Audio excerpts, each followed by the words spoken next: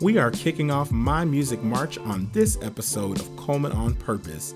I'll be taking you on my Christian music journey as I delve into the worlds of both contemporary Christian music and gospel. By the end of this two-part series, you'll decide if you are Team CCM or Team Gospel. Part 1 of this series begins right now.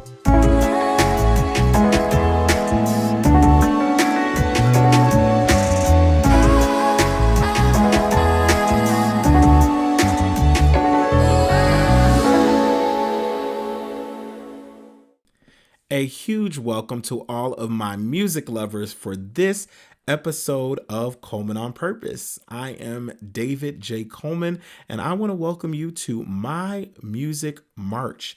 And I am entitling this episode, or these two episodes for the month of March, Team CCM or Team Gospel. So I got this idea from a friend of mine that I was talking to, and I had told him about me listening to the Brooklyn Tabernacle Choir at the top of the year when I was fasting. And I was like, I'm listening to Brooklyn Tabernacle. It's something that I listened to when I was younger. And he was kind of like, you didn't listen to like the Mississippi Mass Choir or the Clark Sisters or something? And I was like, no, I listened to the Brooklyn Tabernacle Choir. And there was this questioning of, so you didn't listen to no black music? And I had to explain to him that I grew up on CCM music, contemporary Christian music. That was it. And so in these episodes, I want to highlight why music is so important to me and how it has shaped how I've always seen the world around me. I have attended many different churches and I still believe worship is worship, but I do believe there's a difference in the way that a lot of black churches worship. And then there's a difference in the way that white churches or mixed churches kind of worship. And it's kind of gotten better as time has gone on. They've found ways to incorporate different things in there, but it is a whole different flow. It's a whole different type of being. So we're going to have some fun with these couple of episodes. And I want to start out with what my parents really played in the house.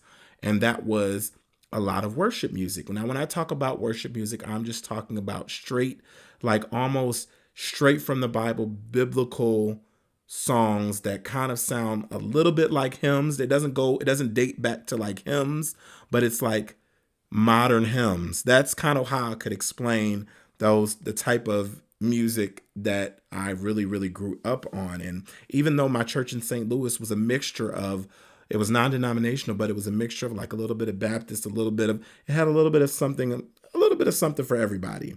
And so I always listen to that. So if you were to like listen to K-Love right now, it's kind of what my parents listened to, but kind of like 1980s style K-Love. And then we have TBN, Daystar. If you watch some of those, that's kind of the style. And I still love that music. Don't get me wrong. It's great. But then later on, as I was growing up, people like Ron Canoli came along. And that was when my father started pastoring. We were listening to Ron Canoli. And Ron Canoli, to me, at my age, and the music that I was allowed to listen to was very cool. Like Ron had a little bit of jazz in his music. It had a little bit of Afro, like African type style music in it. And it was cool. And I thought his music was really immaculate. I loved it. And so it was something different than what I had heard, growing up in the late 80s and things like that. So around this time, there was also a certain artist that was taking off on the CCM charts, and he was way, I believe, ahead of his time, but he was very popular in a lot of the churches. And I talk about him in some of my earlier episodes. His name was Carmen. And anybody that knew me back in the day knew that I loved Carmen because his music was almost like stories. He would tell stories as he was singing, and it would just be magnificent. They would always play one of his songs around Easter time. I remember one was called Satan Bite the Dust, and they would always, it was always a big dramatic thing when a Carmen song was done in church, and the drama team got together to put something together that was so great with his music. And so he was really, really big around that time too. So these were the types of music that I listened to at the time. Mind you, I had not touched any music outside of this at this time. And CCM kind of was responsible for keeping me busy and not wanting me to really listen to anything else but Christian music, which was cool because I feel like CCM at the time, the range of music that you could listen to was starting to grow, and you could kind of get something for everybody besides what I'm getting ready to mention now. So CCM kept me hooked around, 96. It kept me there until about 96, and then I started dibbling dabbling and other stuff. But there was one specific record company that, like, it just linked me right in. And that record label, I could go on about it forever, but it was Go T Records. And I didn't want this whole episode to like center around it, but that label was heavily involved with me wanting to continue to listen to a lot of Christian music and not getting kind of sidetracked with other things that I was listening to at the time.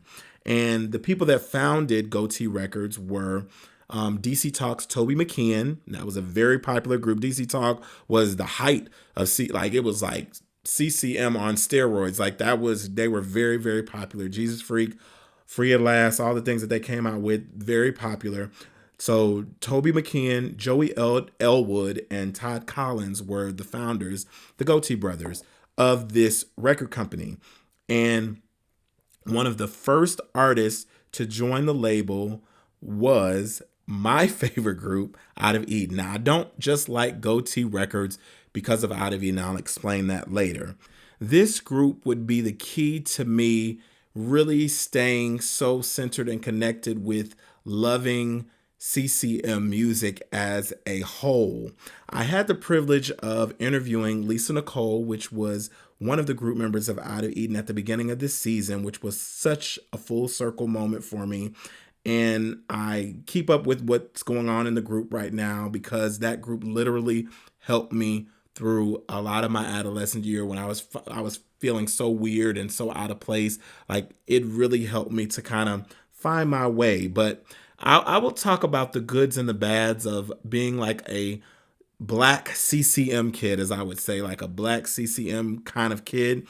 And there are probably some other like black CCM kids out here that listen to CCM and stuff like that. But that type of music at the time probably wasn't, I didn't know at the time. I just thought that I was just listening to the only Christian music that was out. I really didn't know about gospel. So I thought, okay, I'm in, I'm cool. But it really like it probably was kind of weird when I would go into other settings. We'll talk about that a little bit later as well. But I truly believe that Out of Eden had so many crucial words within a lot of their music and so much, power and so much encouragement within what they were singing. I can still remember me like singing songs in vacation Bible school and just remembering some of those words and how they would mix messages and scriptures within the words that I was singing. And those words still live in my heart to this day. And I'm forever grateful that those things are planted in there and that they didn't leave me.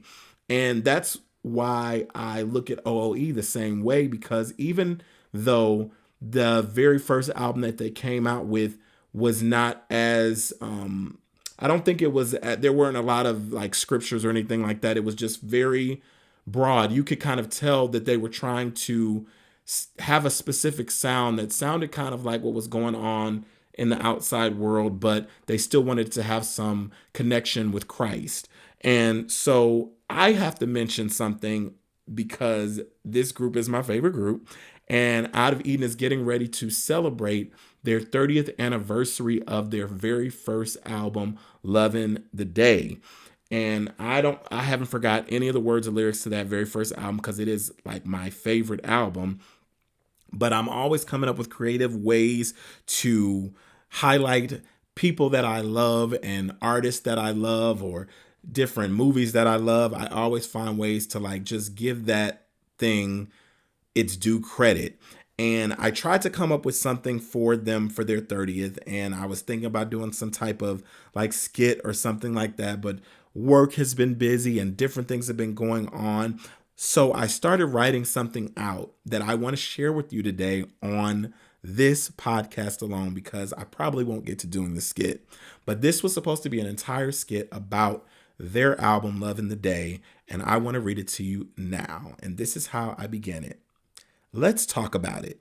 The year was 1994.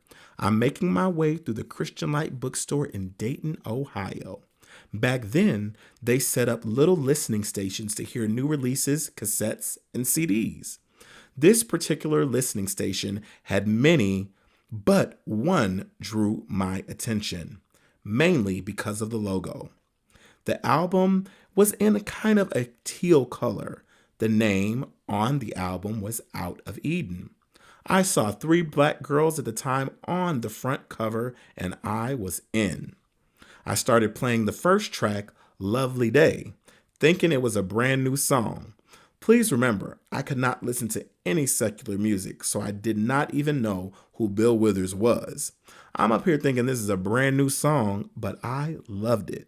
The harmonies were insane, the voices were unlike anything I had ever heard, and it was Christian music. I was like, okay, the first track was dope, but it'll probably be whack after this. Let me just say, whoever engineered the intros to every song on this album is insanely a beast. So Come and Take My Hand comes on, and I am vibing. This is my first time hearing an all-girls Christian group tackle this hip-hop R&B style music. But the song that won me over was a highly underrated song from the OOE catalog, which is the third song called Show Me. I will never forget closing my eyes and allowing that song to take me to another world with this light and airy sound and all the minor chords these young ladies hit. It was insane, and to this day, it remains my favorite OOE song. I can listen to that song on repeat all day. I knew I had to buy the cassette, and I begged my mom to get it for me, and she did. So after only hearing three songs and being won over, I continued listening to the rest of the album at home. Now you gotta realize, as an official black CCM kid, I grew up with the Sandy Pattys, the Larnell Harrises, and the Amy Grants of this world. So to hear this album was a game changer for me. Let's just say it was almost a slight getaway before gospel music began to enter my life. But that's another story for another day. Nevertheless, it's all about Out of Eden in this entry. Let's talk about the interludes in this album, because following Show Me, the song or interlude, Three Bros with No Froze, lives in my head rent free. All right, here we go. Joe the intro. Oh boy, Lisa, Andre, and Joy. And from the same seed grew the tree that gave the goatee that do-re me. Yes, yes, y'all. It's Out of Eden, y'all. Three sisters out the field, then from the seed, then left the garden. It's hip hop poetry. Well, at least that was what that sounded like to me. Carmen was probably my standard of coolness back in the day. But to this day, the only interlude that everybody slept on that album that I pretty much know bar for bar is the Joy interlude. I was slightly corrected on a lyric by some guy on my Out of Eden fan page that may be a little more CCM wired than me, but I know for a fact that this is one interlude I be nailing. And this is the portion of the skit that was supposed to cut away to me standing up and actually performing the Joy interlude like I was a real rapper from back in the day in the 90s. And it would be such a disservice to you all that are out here in this podcast world if you did not hear me officially rap the Joy interlude for you. I've never rapped on my podcast, but you are in for a treat as I rap this interlude. The beat drops. That child of God. Double O week with Toby, Joey, and Todd on the goatee trip with the sisters from the garden. If that's offensive, we're begging your pardon. The fresh breeze is blowing. You're always going. Our name is out of Eden, and no, we ain't going nowhere. Don't stare. It's not us, it's him. If your mind is open, let the air flow in. And then she starts singing. But yeah, I remember that interlude. The memories of this album solidified this as the unpopular opinion of one of my favorite OOE works. It's so raw, so organic, feels like they were just trying things out to see what worked, especially when they threw in Good Things, sounding like a little disco song from the 70s, one of my favorite eras. And before I stop showering this album with love, we can't forget the other slow jams, especially like This Is a Love, A Friend, and Force Like This. The styles of these songs were so R&B 90s, and some of the songs sound like love songs, but if you break it down, they're basically telling you to fall in love with the Lord. There's always Christ-centered lyrics planted into smooth R&B beats and harmonies. That's why if you really search hard, it is very difficult to find a young black girls group before them that was doing this style of merging hip hop, rap, and R&B in this fashion. Think about it. There was TLC at the time and Destiny's Child years later, but not that brandy-esque sound with a lot of these groups, along with the amazing beats that simply were unmatched. I guess I'm really reminiscing that this album has been out 30 years this March, and it brings me back to how it all began. The group helped me to fall in love with cool Christian music, not dogging the whole contemporary Christian music movement before then, but the barriers that they tackled and the people that trusted them to lead the way need to be studied. I'm glad Christian hip hop has grown exponentially since then, but I always give it to this group for expanding my taste in Christian music even more. This sounded like a thesis. It was a thesis. Oh well. Happy 30th anniversary to Loving the Day out of Eden. Sincerely, a letter from a black CCM kid. I wrote that out just for them because I wanted to do something special because that group meant a lot to me and it's a big part of me growing up as a black CCM kid, let's put it that way. So, as all this was going on, Goatee continued throwing artists out like Grits, which was a rap group, and I have most of their CDs, like The Art of Translation, Grammatical Revolution, and Dichotomy A and B. I have it all. Notaverse, DJ Mash. We had Jennifer Knapp, John Rubin, House of Heroes. I think LA Symphony was with them as well. And of course, we cannot forget about the brothers, the Katinas, like real blood brothers. And they could sing their butts off. I think I even sang a song for a competition, one of their songs, You Are God. Yes, I did. And so Goatee's roster was just amazing. And they still are pretty amazing today because they're still getting great artists on their label. And he just knows how to pull them. That whole Goatee group knows how to really pull wonderful and great artists. They are still a plug for CCM today. During this time, I was still listening to other artists like Stephen Curtis Chapman, Rebecca St. James, Jackie Velasquez, PFR, which was like my Christian Beatles, Michael W. Smith, Crystal Lewis, and CeCe Winans. I'm going to put them like on the side because in the beginning of their career, I feel like they wanted them to kind of go down, just keep them in a contemporary route. But when I was actually thinking about this the other day, BB and CeCe began actually on Praise the Lord with Tammy Faye and Jim Baker. And so they started there and then they went to doing more like, I guess it was more like contemporary music because some of their songs, Lord Lift Us Up Where We Belong, all of those songs were very CCM-ish or very contemporary. And then I feel like CC tried to kind of go more of a gospel route when she went solo and even R&B. Because if y'all remember Everlasting Love, that was a total R&B album, which she does not even talk about a lot. So I am very well versed when it comes to Christian music back in the day and then leading up till now. Gospel, you might be able to get me on a few things, but CCM, I could probably tell you a few things because I was listening to Jars of Clay, all of those people, Y'all don't even remember Point of Grace? Y'all remember them? So Rays, oh my gosh, there were so many groups that were out there that, oh my gosh, CCM was my thing.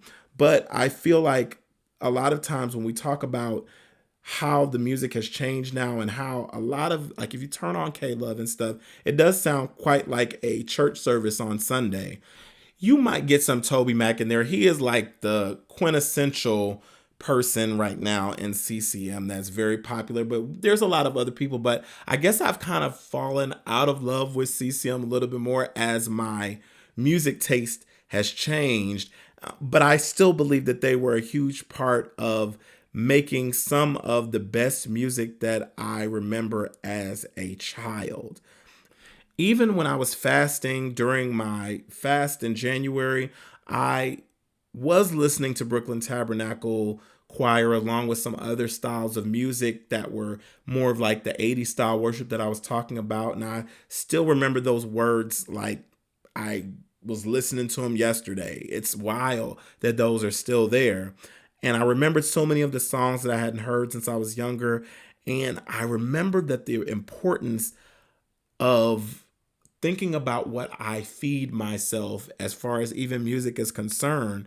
It's so important to remember that because the things that we have instilled to us, even when we were younger, they carry on with us. Even if it's just music, it is in what we watch, what we see, what we intake, and it kind of shapes and molds what our belief system is, what we hold important to us, what we hold value with. And I think that's an important thing to realize.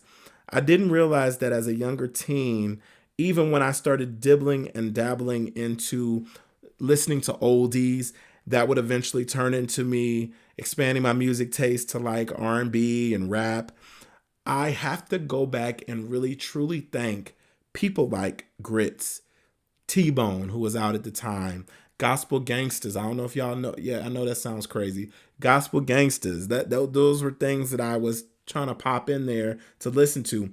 They bridged that gap for me and made everything relevant to what teenagers needed to hear at that time to kind of keep them away from a lot of the songs that were probably not appropriate for me, even at the age of like 12, 13, 14. I probably shouldn't have been listening to them. Nowadays, I sound so old when I say this. Kids listen to way worse stuff than what I thought was bad back then. But it's just the changing of the time. But I'm thankful for music like this. And I wish that the reach in like CCM music was the same so that you didn't have to go out and venture to want to hear that music because there would be equivalents. And I'm not saying it, they talk about how your music shouldn't sound just like the world's music, but there is a current sound that you should be able to listen to in your leisure if you want to just have music that could even be jazz. It could even be something like dance music. Like I was talking about Rays earlier.